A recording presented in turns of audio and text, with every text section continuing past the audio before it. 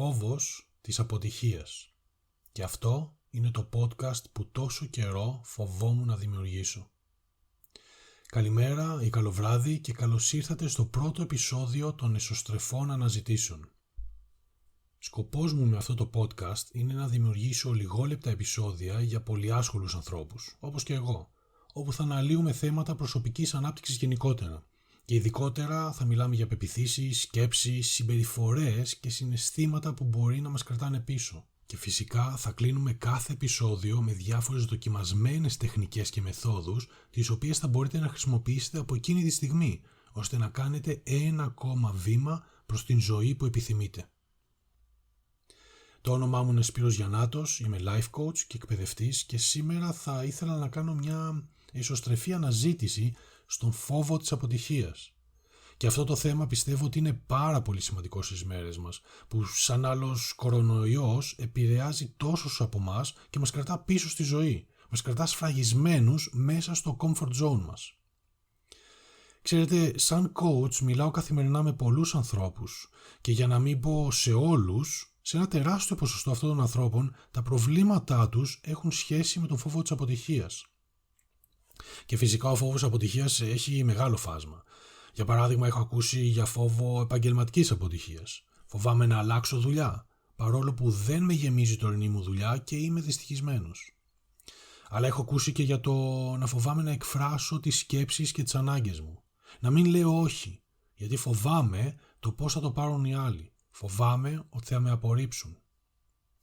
Όλοι φοβόμαστε την αποτυχία ή την απόρριψη, είναι φυσιολογικό, είναι ανθρώπινο. Και σήμερα θα ξεκινήσουμε με το πώς δημιουργείται αυτός ο φόβος και θα κλείσουμε με κάτι απτό που μπορείτε να κάνετε από σήμερα κιόλας για να φέρετε τις αλλαγές που επιθυμείτε στη ζωή σας. Οπότε ακούστε μέχρι το τέλος, δεν θα το μετανιώσετε. Το γεγονός ότι ξεκίνησα αυτό το podcast έχει σχέση με δύο σημαντικές αλλαγές στη ζωή μου την περασμένη χρονιά που μου έμαθαν πολλά για τον φόβο της αποτυχίας. Καταρχήν, ο γιος μου ξεκίνησε δημοτικό. Που σημαίνει ότι άρχισε να μαθαίνει να διαβάζει και να γράφει. Αν ήσασταν από μια μεριά στο σπίτι μας, τα απογεύματα πριν από μερικούς μήνες, θα βλέπατε ένα παιδάκι να προσπαθεί πραγματικά να κάνει τα πιο όμορφα γράμματα. Και αυτό είναι κάτι πολύ θετικό. Όμως μερικές φορές ανησυχούσε τόσο πολύ για τα γράμματα του που άρχισαν τα νεύρα. Οι φωνές, πέταγε τα μολύβια και τις γόμες και στο τέλος τα παρατούσε. Δεν ήθελε καν να προσπαθήσει.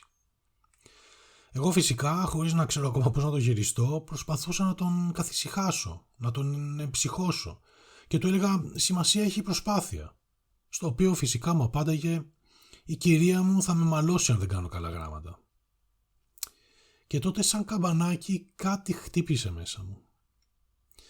Βλέπετε, οι δάσκαλοι μας, οι γονείς μας, η κοινωνία και φυσικά οι δικές μας εμπειρίες καθώς μεγαλώνουμε μας μαθαίνουν να μην κάνουμε λάθη. Μας μαθαίνουν ότι τα λάθη είναι κακό, ότι είναι λάθος να κάνουμε λάθη. Και λέω μας μαθαίνουν γιατί δεν γεννηθήκαμε με αυτή την πεποίθηση. Γεννηθήκαμε όλο περιέργεια για τον κόσμο αυτό. Και έτσι ερχόμαστε στο δεύτερο σημαντικό γεγονός της περασμένης χρονιάς, της γέννησης της κόρης μου, που τώρα είναι 11 μηνών. Και θα δείτε σε ένα λεπτό πώς ταιριάζει με το θέμα μας. Πριν από μερικούς μήνες, λοιπόν, έκανε τα πρώτα της μπουσουλήματα, αν υπάρχει αυτή η λέξη. Και θυμάμαι πολύ καθαρά, σαν να το βλέπω τώρα μπροστά μου, πόσο πολύ προσπαθούσε να συντονίσει τα χεράκια της και τα ποδαράκια της για να προχωρήσει, έστω και αν ήταν 10 εκατοστά μπροστά. Προσπαθούσε και ξαναπροσπαθούσε, δοκίμαζε διαφορετικές κινήσεις μέχρι που τελικά τα κατάφερε. Μάλιστα στην αρχή προχωρούσε σαν ρομποτάκι, πολύ μηχανικά, αλλά τώρα απλά μπουσουλάει, της έχει γίνει δεύτερη φύση, όπως εμείς περπατάμε. Και φυσικά η κόρη μου, όπως και κάθε παιδάκι, αλλά και εγώ και εσύ που είσαι ενήλικας τώρα, όταν ήσουν παιδάκι δεν φοβόσουν μην κάνεις κάποιο λάθος. Όταν έμαθες να μπουσουλάς και να περπατάς, το προσπάθησες μέχρι να τα καταφέρεις. Δεν ήρθε στο μυαλό σου η σκέψη «Αυτό είναι πολύ δύσκολο, δεν θα τα καταφέρω ποτέ, καλύτερα να τα παρατήσω τώρα». Όχι, συνέχισες να προσπαθείς. Όμως κάπου στην πορεία, όπως και εσύ, όλοι μας αρχίσαμε να νιώθουμε την επιθυμία να είμαστε αποδεκτοί. Αρχικά από τους γονείς μας, τους δάσκαλούς μας και από τον υπόλοιπο περίγυρό μας. Και για να είμαστε αποδεκτοί δεν έπρεπε να κάνουμε λάθη. Δεν έπρεπε να κάνουμε κάτι που θα ερχόταν σε αντίθεση με αυτά που ζητούσαν από εμάς. Αυτά τα μηνύματα πήραμε ή τουλάχιστον έτσι τα μεταφράσαμε. Όπως και ο γιος μου που φοβόταν μήπως και δεν κάνει όμορφα γράμματα. Γιατί θα τον μάλλον η δασκάλα του. Γιατί δεν θα τον αποδεχόταν η δασκάλα του. Και φυσικά τα λάθη είναι φυσικό επακόλουθο της μάθησης, έτσι. Δεν μπορούμε να μάθουμε αν δεν κάνουμε λάθη. Δεν μπορούμε να μάθουμε αν δεν προσπαθήσουμε. Πολλοί από εμάς όμως σταματάμε να προσπαθούμε. Πολλοί από εμάς τα παρατάμε και μένουμε στο comfort zone μας. Εκεί όπου νιώθουμε άνετα, όπου δεν υπάρχει ρίσκο. Ωραία όλα αυτά τα θεωρητικά κομμάτια, αλλά τι λέτε να περάσουμε τώρα σε κάτι πιο πρακτικό. Σε κάτι που μπορείτε να χρησιμοποιήσετε για να βγείτε από το comfort zone σας και να φέρετε τις αλλαγές που επιθυμείτε στη ζωή σας.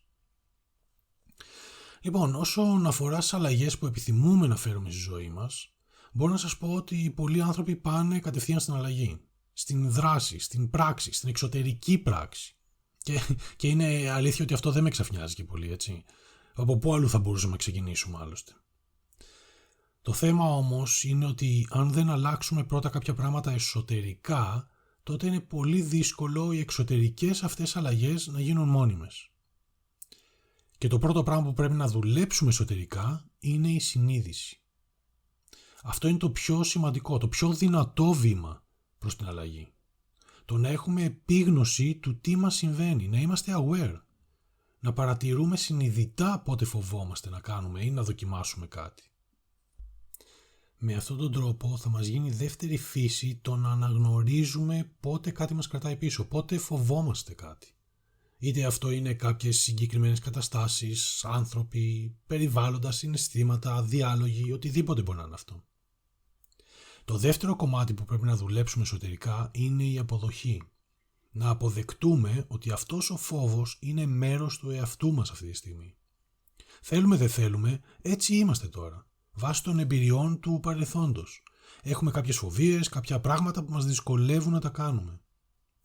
Αλλά μόνο αποδέχοντας τα στοιχεία αυτά του εαυτού μας, οποιαδήποτε και να είναι αυτά, μπορούμε να περάσουμε στο επόμενο βήμα που είναι η συνειδητή αλλαγή. Η αλήθεια είναι ότι όταν δουλεύω με πελάτες που θέλουν να κάνουν σημαντικές αλλαγές στη ζωή τους, αυτή είναι η μεθοδολογία που χρησιμοποιώ.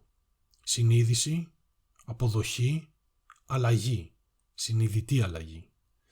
Και όχι μόνο με πελάτες, αυτό ακριβώς κάνω και με μένα.